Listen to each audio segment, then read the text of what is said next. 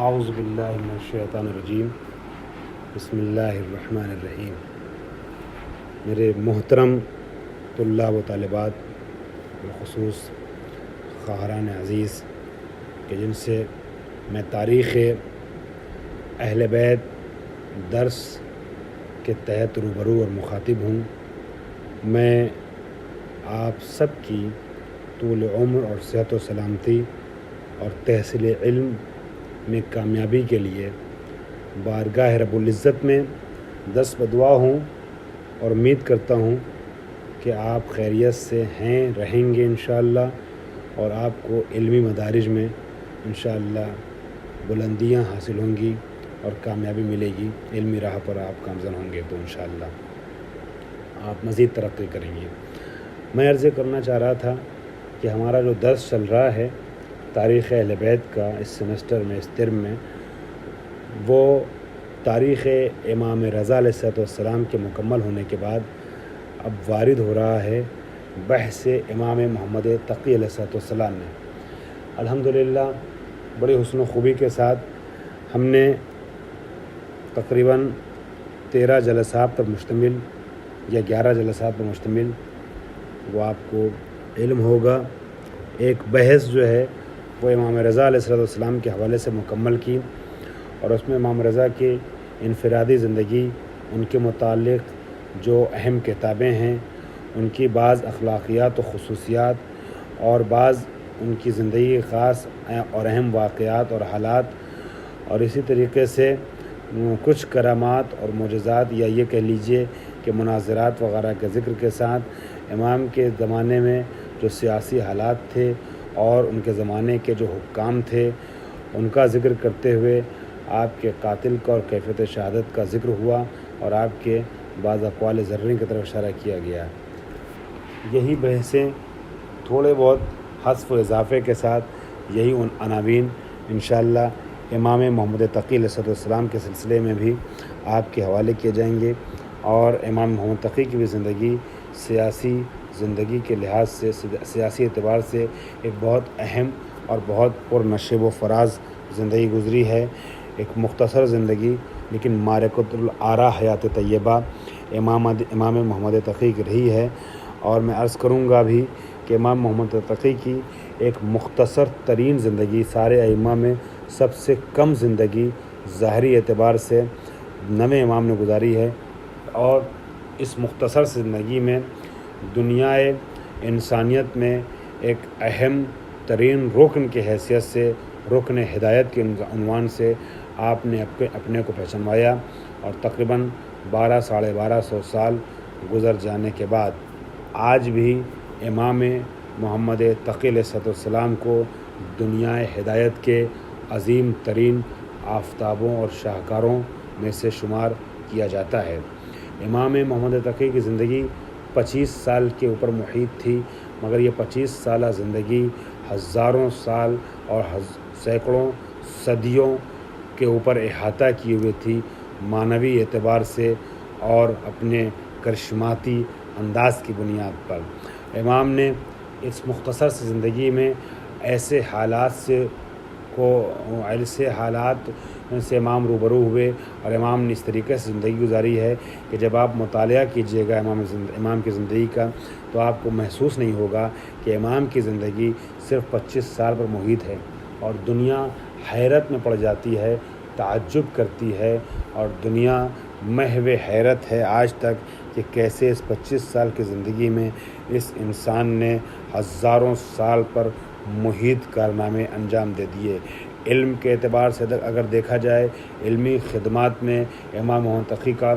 ثانی ملنا مشکل ہے۔ تقوی اور جود و سخا اور کرم اور اس طریقے کے جو واقعات ہیں، اس کے اعتبار سے امام کی شخصیت لاثانی ہے۔ اگر سیاسی اعتبار سے دیکھا جائے تو امام نے سیاسی زندگی اس طریقے سے گزاری، بچپنے سے لے کر کے اپنی زندگی کے آخری مرحلے تک، کہ हुकूमत हिलती थी, बादशाह उनके ज़माने के परेशान रहते थे, हुक्काम ज़माना परेशान रहते थे कि इनको किस तरीके से हैंडल किया जाए और कैसे चलाया जाए कि ये आवाम का इज्तिमा अपनी तरफ खींचने में कामयाब ना हो सकें। और अगर आप इमाम की ज़िंदगी के मोजज़ात को देखेंगे तो बचपने से ही इमाम की ज़िंदगी के मोजज़ात इस तरीके से ज़ाहिर हुए कि मामून रशीद जैसा मक्कार तरीन इंसान भी अपनी मक्कारी के ज़रिए से इमाम को कहीं पे हीच न कर सका, ज़ेर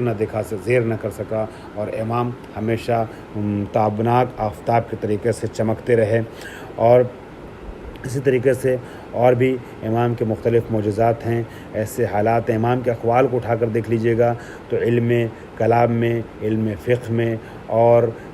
इल्म तफ़सीर वग़ैरह में इमाम के ऐसे कारनामे मौजूद हैं कि अगर उसके ऊपर काम किया जाए तो सैकड़ों सफ़ात लिखने की ज़रूरत है। मैं इमाम की ज़िंदगी नामे को बयान करने से पहले अपनी बात की दलील के तौर पे आपकी खिदमत में एक अहम बात अर्ज़ करना चाह रहा हूँ, और जब मैं वो बात अर्ज़ करूँगा तो ख़ुद ब खुद जो बात मैं कहना चाह रहा हूँ कि इमाम की ज़िंदगी के लिए सैकड़ों और हज़ारों सफ़ात लिखने की ज़रूरत है। जो आपकी इल्मी खिदमात हैं वो ख़ुद ब खुद किसी हद तक वाज़ेह हो जाएगी। अगर हम सिर्फ़ एक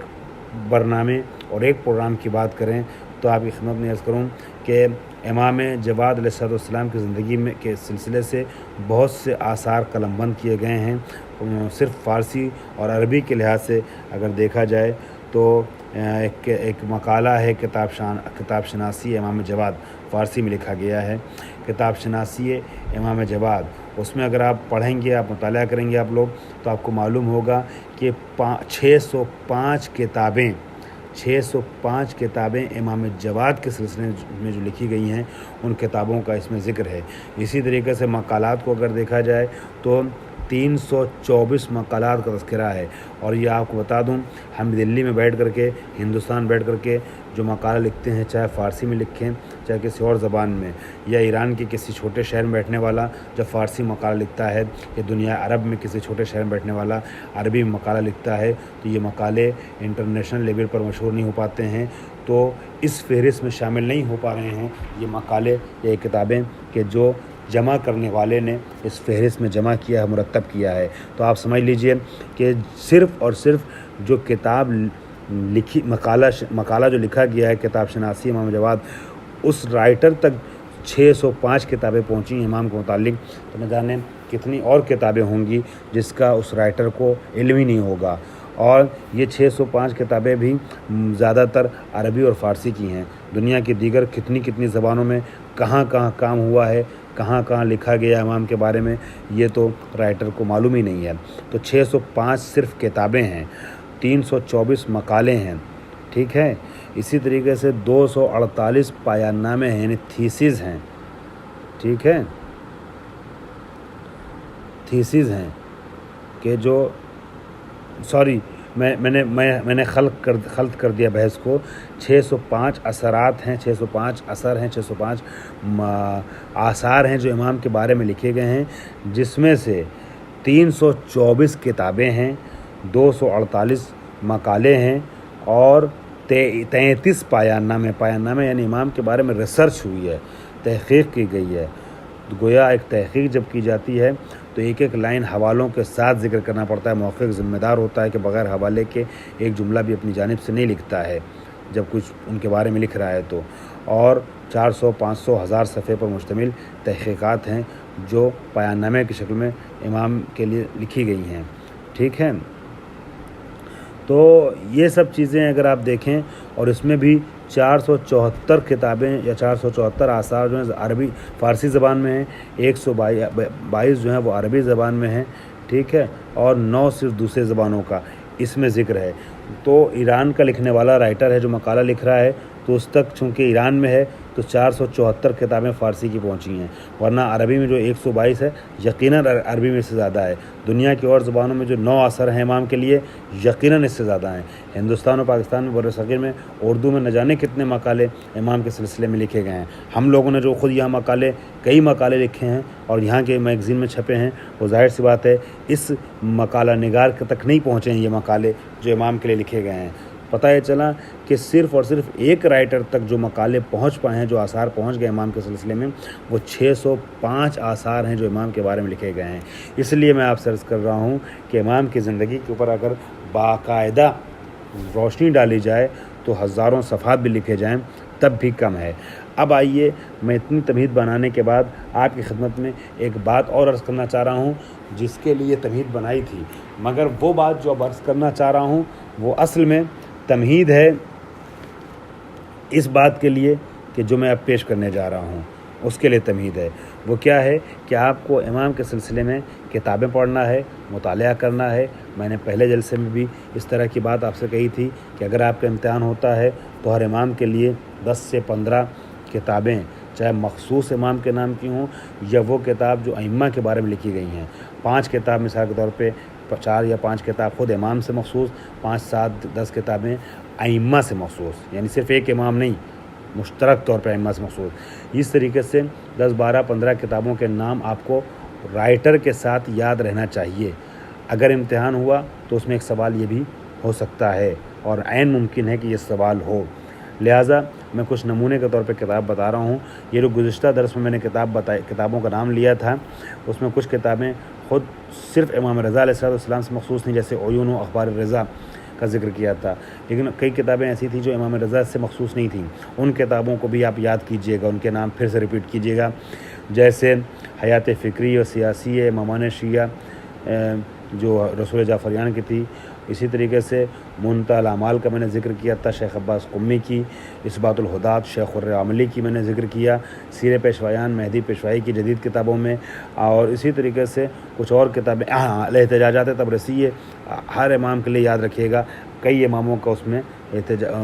جو ہے وہ احتجاج یا مناظرہ وغیرہ پیش کیا گیا ہے۔ اس کے علاوہ کچھ کتابیں اور اپنے ذہن میں محفوظ رکھیے گا۔ ان کتابوں میں ایک کتاب جو ہے